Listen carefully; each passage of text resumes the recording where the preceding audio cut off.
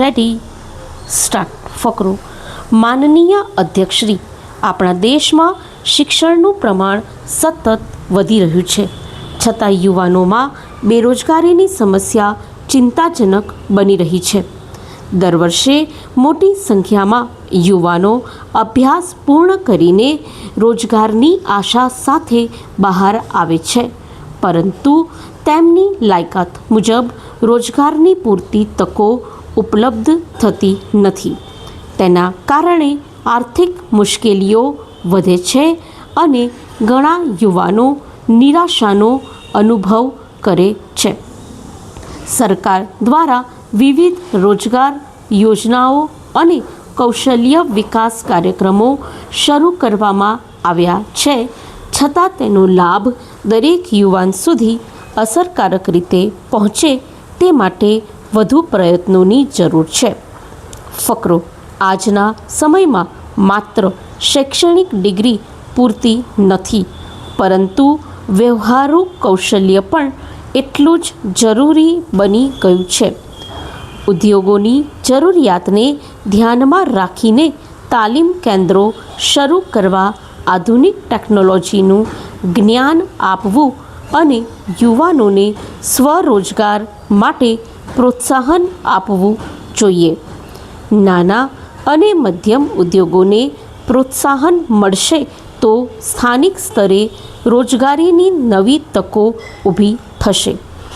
મહિલા સ્વ-સહાય જૂથો, સ્ટાર્ટઅપ અને ગ્રામ્ય ઉદ્યોગોને સહાય આપવામાં આવે તો અનેક પરિવારો આત્મનિર્ભર બની શકે છે.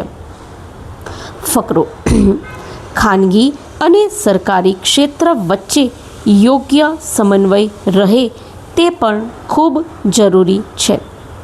રોજગાર મેળા, કારકિર્દી માર્ગદર્શન શિબિરો અને તાલીમ કાર્યક્રમો નિયમિત યોજવામાં આવે તો યુવાનોને યોગ્ય દિશા મળી શકે છે. ઘણી વખત માહિતીના અભાવે પણ લાયક ઉમેદવારો સરકારી યોજનાઓનો લાભ લઈ શકતા નથી. તેથી દરેક જિલ્લામાં માહિતી કેન્દ્રો વધુ સક્રિય બનાવવા જોઈએ. ભરતી પ્રક્રિયા પારદર્શક અને સમયસર પૂર્ણ કરવામાં આવે તો યુવાનોનો વિશ્વાસ વધુ મજબૂત બનશે અને તેમની ક્ષમતાનો યોગ્ય ઉપયોગ થઈ શકશે. ફકરો.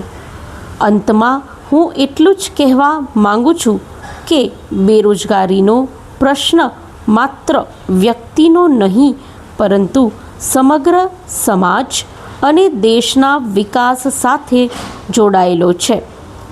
સરકાર, ઉદ્યોગો, શૈક્ષણિક સંસ્થાઓ અને સમાજ મળીને યુવાનોને કૌશલ્ય, માર્ગદર્શન અને રોજગારની તકો ઉપલબ્ધ કરાવશે તો દેશ વધુ આત્મનિર્ભર બની શકશે. દરેક યુવાનને પોતાની પ્રતિભા દર્શાવવાની સમાન તક મળે તે માટે અસરકારક આયોજન અને સતત પ્રયત્નો કરવા સમયની સૌથી મોટી જરૂરિયાત છે. સ્ટોપ.